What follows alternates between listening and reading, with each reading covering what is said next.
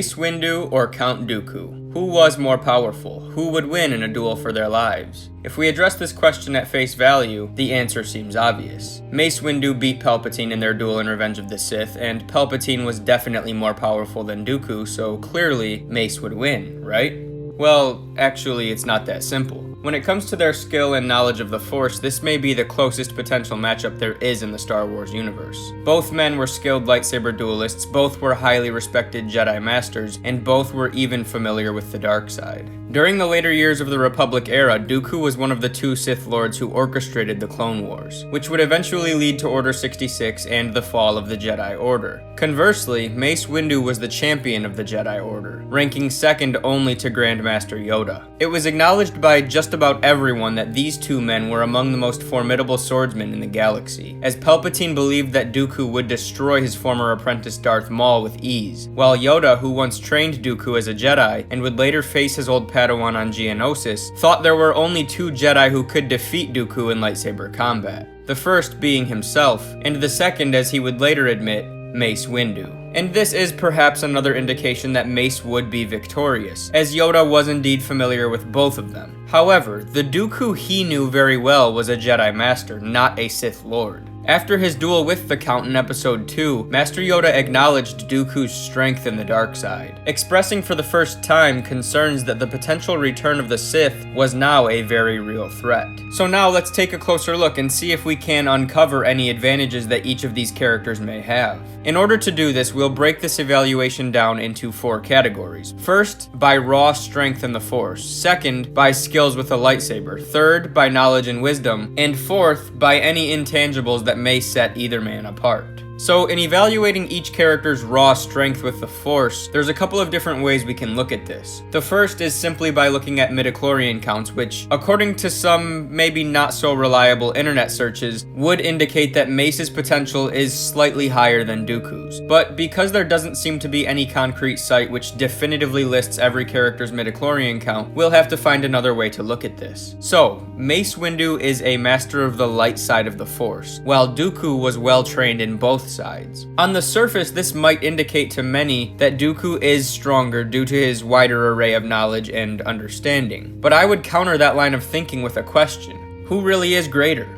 He who is well versed in multiple areas but is torn in which one to believe in? Or the opposition, who has mastered his desired area of expertise, identified his strengths, and is fully committed to his chosen path? For me, it is the latter. But in answering this question, we have also indirectly answered another. In my opinion, it is Mace Windu who is the stronger wielder of the Force, both in raw potential according to his midichlorian count and in refined ability to use the Force to his advantage. But this evaluation has also led me to conclude that, perhaps surprisingly, it is Count Dooku who wins the category of knowledge and wisdom. Although he may not be set on which side of the Force is the right one, Dooku's exploration of both sides has granted him a greater understanding of the Force as a whole. And while many may view his decision to walk away from the Jedi Order as the result of arrogance and/or a lack of intuition, I would argue that this decision was actually the result of wisdom. For Dooku, as well as his apprentice Qui-Gon Jinn, had recognized the fatal flaw in the Jedi Order, which would eventually lead to their downfall. They understood that the Jedi were meant to follow the Force, rather than concerning themselves with war and politics. Mace Windu, however, was blinded by the war, by the deception of Darth Sidious. On the contrary, Count Dooku recognized an error, and eventually adopted a "if you can't beat them, join them" mentality. He knew the Jedi, at least in their current way of going about things, could not defeat Darth Sidious, and so he adopted the Sith culture, became Darth Tyrannus, and attempted to destroy the Sith on his own from the inside by convincing Jedi such as Obi-Wan Kenobi to join him. This plan, of course, was unsuccessful, but this journey granted Dooku access to many new abilities and truths that a Jedi like Mace Windu would never allow themselves to be exposed to.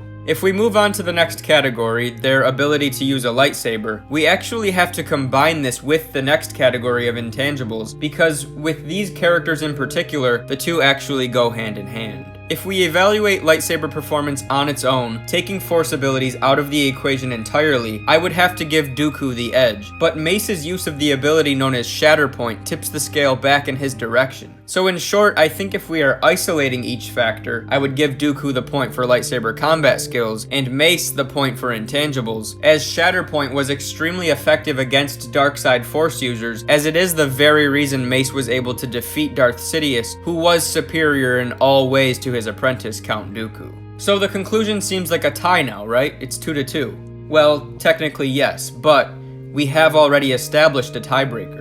By combining the intangibles and lightsaber skills, it becomes clear that Windu would indeed emerge victorious on even ground, as his ability to channel Dooku's darkness back onto him would render any advantages that Dooku may have gained from the dark side relatively useless. Of course, the circumstances of the battle could tip the scales in either direction, especially considering how close these two are, but in a vacuum, I do believe that Mace's intense focus and his ability to channel the dark side without succumbing to its temptations would prove too much for Darth Tyrannus to overcome. But this of course is just my opinion, so I look forward to seeing what you guys think about this in the comments section below. So let me know who you guys think was more powerful and who would win in a one-on-one showdown. If you guys could also remember to drop a like on this video, it would be greatly appreciated because it really does help me out. Don't forget to subscribe to the channel for future Star Wars content, and as usual, may the Force be with you always.